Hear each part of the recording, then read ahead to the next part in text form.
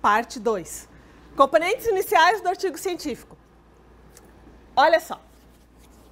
Um componente fundamental que vocês não sabem que existe e às vezes nem o orientador sabe. Quer dizer, o orientador ele tem uma intuição, mas eu resolvi botar a intuição no papel.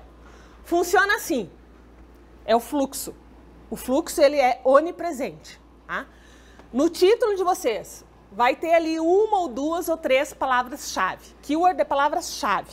NoSQL, dispositivos móveis. Vai ter essas palavras-chave lá. Tá?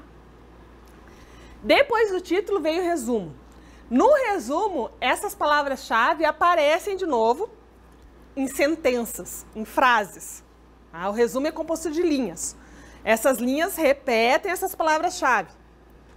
Depois do resumo vem a introdução. Essas linhas do resumo são expandidas em parágrafos na introdução. Percebe? Está crescendo. Veio lá uma palavrinha, virou uma linha, agora virou um parágrafo. Esses parágrafos são desenvolvidos no decorrer do texto. Explica melhor o contexto, os trabalhos relacionados, as soluções, a avaliação. E mais importante, as soluções e a avaliação repete de novo na conclusão. Tá? Amplifica ou resume na conclusão. Esse é o fluxo no artigo científico. E é assim. Porém, a parte mais difícil que eu vejo para vocês é o fluxo interno. Tá? É o fluxo interno. Conectar as linhas, conectar os parágrafos. Tá? Muitos alunos têm dificuldade nisso. Aí tem um parágrafo falando sobre NoSQL, um parágrafo falando sobre consultas e um parágrafo falando sobre redes de computadores. Tá, exagerei. Mas vários alunos escrevem assim, não conseguem conectar as ideias dentro da introdução, dentro de cada sessão. Tá? Isso é difícil. Se for dificuldade, é uma coisa que eu tenho dificuldade que eu faço. Eu escrevo todo o texto e deixo para escrever o resumo no final. Ah, então. Escreve todo o texto e escreve o resumo no final. Pode ser. Tá? Eu coloquei de cima para baixo, mas pode ser de baixo para cima. Escreve todo o texto, depois escreve a introdução, depois o resumo e depois o título. Tudo bem. Só que essas flechinhas daí vão para cima. Certo? Aí vocês vão pegar trechos que estão no texto, botar na introdução, da introdução vocês vão montar o resumo. Não, o resumo não vai ser criado do zero. Ele é criado a partir da introdução. Faz sentido? Tá? Então, top-down ou bottom-up funciona, desde que as flechinhas estejam funcionando. Tá? O título. Então, a gente começa por cima. Começa pelo título. O título é a referência principal do trabalho de vocês. É a referência principal do trabalho de vocês. Porque a primeira coisa que alguém vai ler é o título. Ninguém pula o título e vai para a conclusão. Não existe. É o título. Tá? Vocês, quando vão na livraria comprar um livro, vocês não escolhem pela cor da capa. Vocês escolhem pelo título. Faz sentido? É a chave para ser referenciado. A gente escreve, a gente quer que as outras pessoas referenciem o nosso trabalho, certo? Ele é claro, curto e correto. É um nome, não é uma frase de 3 linhas. Tá? Geralmente original e não necessariamente a primeira coisa a se escrever. Tá? Não necessariamente. Tá? E pode mudar, né? Vocês começam com o título, depois escreve o artigo e vai mudando o título. Tudo bem. Tá? Exemplos reais de trabalhos de brasileiros.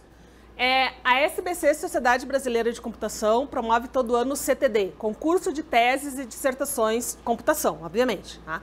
E aí aqui eu coloquei os títulos de alguns trabalhos que ganharam o prêmio das teses. Tá? Do ano passado, on the Automatic Design of Decision Tree Induction Algorithms. Não tenho a menor ideia do que seja isso, mas o título é bacana. Tá? Ano anterior, meu amigo Eli Cortez, sou fã dele. Esse título eu entendo. Unsupervised Information Extraction by Text Segmentation. No ano anterior, Robson Cordeiro, Data Mining Large Sets of Complex Data. Tá? Todos esses são trabalhos excelentes com títulos maravilhosos. Curtos. O maior título é esse aqui, Análise de Dados de Expressão Gênica, 2 pontos. Normalização de micro-redes e modelagem de redes regulatórias. Não tenho a menor ideia do que seja, mas o título funciona. Tá? Se vocês trabalham nessa área, com certeza vocês entenderam esse título. Tá? Utilizar um nome ajuda. Nome é importante. Eu adoro Garfield. Tá? Então o John, que é o dono do Garfield, resolveu fazer um blog. Hoje o meu gato atacou e devorou o meu Precious. Foi o anel? Não. Foi o goldfish, o peixinho dourado, peixinho de aquário, né? Who knew that my cat was capable of such an evil and unspeakable deed? Aí o Garfield bate nele. Eu tenho nome, sabia? Tipo assim, para de me chamar de gato, eu tenho nome, Garfield. Então, botar um nome no que vocês estão fazendo é interessante. Tá? E aí aqui vem os exemplos clássicos e os novos clássicos. Modelo, entidade e relacionamento. Todo mundo estuda na graduação. Entidade e relacionamento foi proposto no ano que eu nasci, pelo Peter Shane. Tá? Modelo, entidade e relacionamento, 2 pontos, blá, blá, blá. Martin Cubes, 2 pontos, blá, blá, blá. É uma técnica famosa de computação gráfica. BERT, que eu acabei de falar no exemplo lá dos resumos, 2 pontos, blá, blá, blá. Os novos clássicos, Big Table, 2 pontos. MapReduce, 2 pontos. Tá? Dar nome ajuda. E vocês vão ficar conhecidos por serem os criadores do Big Table. Entendeu? Todo mundo sabe o que é o Big Table. Todo mundo sabe o que é o Big Table, né? Sim. MapReduce, todo mundo sabe. Tá. Dar um nome às vezes ajuda. Tá? Aí, depois do título, vem os autores. E aí vem o trabalho em grupo, né? Trabalhar em grupo é uma faca de 2 gumes. I'm here to help. Eu estou aqui para ajudar. See how much less we are getting done as a team? Tem gente no time que não trabalha. Ele vai no artigo ou não? Então. Autores, nome completo, tá? Ou nome artístico. Por que eu botei artístico ali, entre aspas? Porque assim, principalmente as meninas, né? As meninas casam e mudam o nome. Mas aí, como eu, por exemplo, né? Eu não mudei o nome. Por que eu não mudei o nome? Porque eu já tinha vários artigos com meu nome de solteira. Por que eu ia mudar meu nome? Né? Não foi por isso, mas tudo bem. Tá gravando, eu tenho que explicar por quê, né? Porque a gente casou no sábado e na terça-feira a gente embarcou para o doutorado. Então não ia dar tempo de fazer documento novo com novo nome. Então eu não mudei de nome. Tá? Mas se eu tivesse mudado, nos meus artigos eu ia continuar usando o meu nome de solteira, o meu nome artístico. Por quê? Para as pessoas saberem que a Mirella era a mesma Mirella. Entendeu? Mirella Moro e Mirella Naco são 2 pessoas diferentes. Certo? Então eu continuo Mirella Moro, todo mundo sabe que é a mesma pessoa. A ordem dos autores é muito mais importante que o nome artístico, tá? Importante. Filiação não é o nome do pai e da mãe de vocês. Filiação é a Universidade Federal de Minas Gerais. Filiação é a Universidade Federal de Uberlândia. Filiação é a Universidade Federal de Lavras. É a filiação científica de vocês, certo? Não é o nome do pai e da mãe, por favor. E o e-mail de vocês. Usem de preferência o e-mail institucional, mirella@dcc-ufmgbr. Tá? Nos meus artigos nunca apareceu o meu e-mail do Gmail. Não, é um trabalho profissional, é um endereço profissional. Tá? Não tem ordem padrão aceita globalmente dos autores. Os mesmos autores. Qual é a primeira ordem? Alfabético, pelo primeiro nome. Segunda ordem. Alfabético pelo sobrenome. Terceira ordem. Foi sorteio, professora? Não foi sorteio. O Bento é o aluno que é dono da tese. Dono porque a tese não é só dele, né? Mas tudo bem. O Carlos Costa foi o bolsista que ajudou ele a implementar alguma coisa ou fazer algum experimento. E o André Silva é o orientador. Tá? Então, assim, são as 3 ordens geralmente mais comuns. Tá? Aí tem as pessoas que gostam, não, mas ele fez todos os experimentos, mas não escreveu nada do artigo. Não, mas ele escreveu todo o artigo. Não, E aí vem esse caso aqui. PhD Comics, conhecem? Acessem. Acessem, PhD Comics é o máximo. A lista de autores, dando crédito onde é merecido. Tá? O primeiro autor. O primeiro autor é um estudante de pós-graduação sênior no projeto que fez as figuras. Esse é o primeiro autor.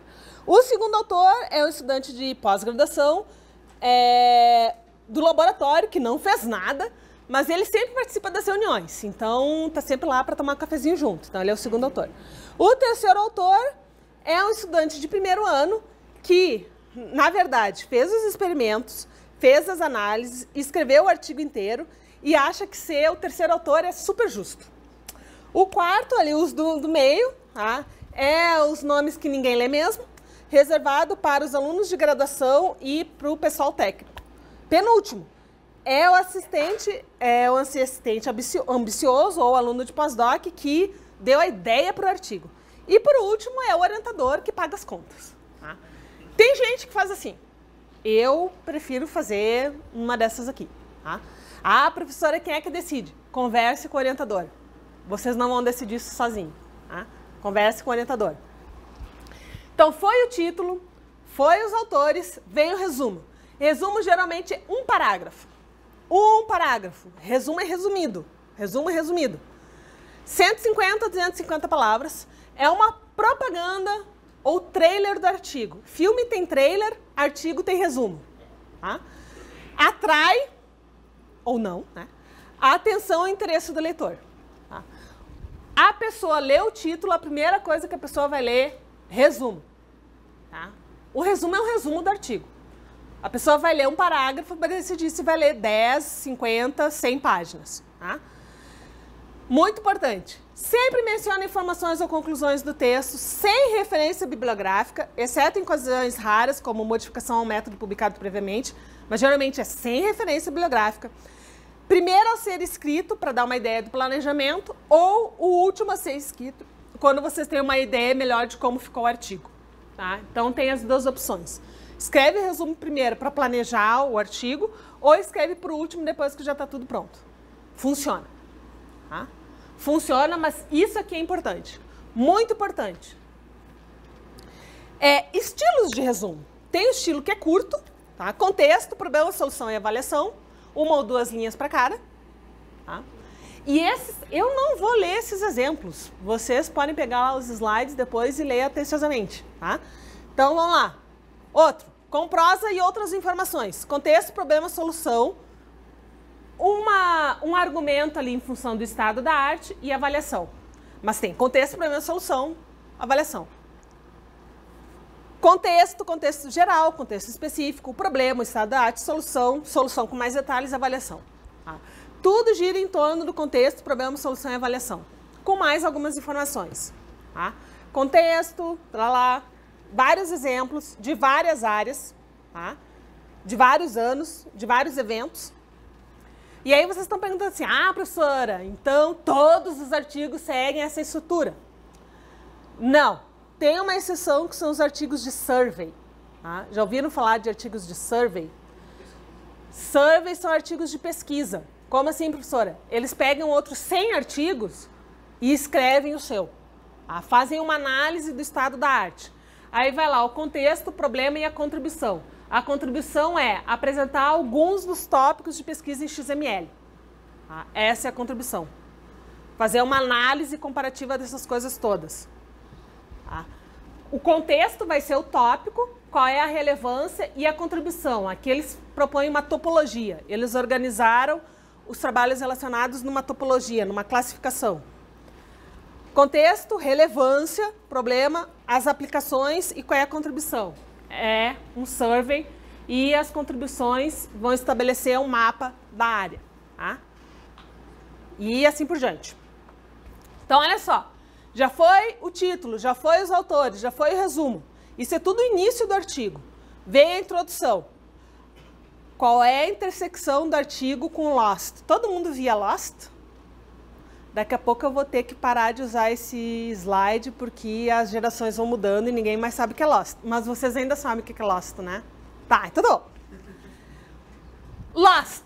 Entenderam o final do Lost? Entenderam o meio do Lost? Só entenderam o início, né? Que o avião cai. Tá? Qual é a intersecção disso com o artigo? Nada. Tá? No artigo científico, a pessoa tem que saber o que acontece o tempo inteiro, no início, no meio e no fim. Tá? A pessoa tem que saber o que acontece, o leitor. Tá? Apesar de serem ambos bem escritos, e aí esse bem escrito tem divergências. Tá? A introdução introduz. Não é um livro de suspense que a pessoa só vai se dar conta que está acontecendo no final. Desde o início, o leitor tem que saber o que está acontecendo. E uma introdução bem escrita é absolutamente fundamental. Tá? A introdução é uma reafirmação estendida do conteúdo de resumo. Lembra, a gente transforma as linhas em parágrafos. O erro mais comum que vocês cometem, tá? Não colocar as contribuições. Aí vocês estão ferrados. A introdução tem que deixar as contribuições claras. Deixar tudo implícito, é óbvio. Óbvio não é ciência, é senso comum. O céu é azul, isso é óbvio, não é ciência. Embora tenha uma ciência que explique, tá? Mas tem que ser explícito. A contribuição desse artigo é, tá? Não precisa ser exatamente com essas palavras, mas tem que estar lá, tá? Em algum lugar na introdução, de preferência, adicionar exemplos. Isso ajuda, exemplos sempre ajudam. Como o seu trabalho pode ser empregado, onde o seu trabalho pode ser empregado, quais são os contextos, as aplicações, qual é a contribuição social, né? Quais problemas práticos o seu trabalho resolve. A contribuição tem que estar clara. Tá? Por exemplo, de novo no artigo do Ragavan. Então vamos lá, olha só. Contexto, problemas, trabalhos relacionados, solução e organização. Isso é geralmente a organização da introdução. Ele usou a evolução do contexto. Ontem era assim, hoje é assado, no início, blá, blá, blá. Por exemplo, dá um exemplo de uma aplicação. Tá? Depois vocês podem, de novo, depois vocês podem ler calmamente esses exemplos. Tá? O problema, uma das barreiras centrais, blá, blá, blá. E aí ele dá o exemplo lá da Amazon. E aí é um desafio técnico importante. No mundo ideal seria assim, mas na verdade é assado. Tá? Então ele está explicando que existe um problema. E ele está usando argumentos sólidos para esse problema. Tá? Aí vem uma parte que vocês podem falar dos trabalhos relacionados, que daí vocês vão falar, na introdução, vocês vão falar que os trabalhos atuais não cobrem esse problema, ou as soluções atuais não são eficientes. Tá? E aí vem a contribuição. Tem que estar claro. Pode ser um parágrafo considerando o contexto atual, este trabalho propõe blá, blá, blá. Ou vou espirrar? Não. Sim. Ou por itens. Esse trabalho tem 3 contribuições. E está escrito exatamente assim. Esse paper faz, né, 3 contribuições principais. 2 pontos. Um item em negrito, Rate Limiting Cloud-Based Services. We identify, blá, blá, blá. Outro item, Distributed Rate Limited Design. We present the design and blá, blá, blá. Por último, avaliação e a metodologia. A gente desenvolveu uma metodologia, blá, blá, blá. Explícito, em negrito. Eu botei em vermelho para ficar mais ainda, tá?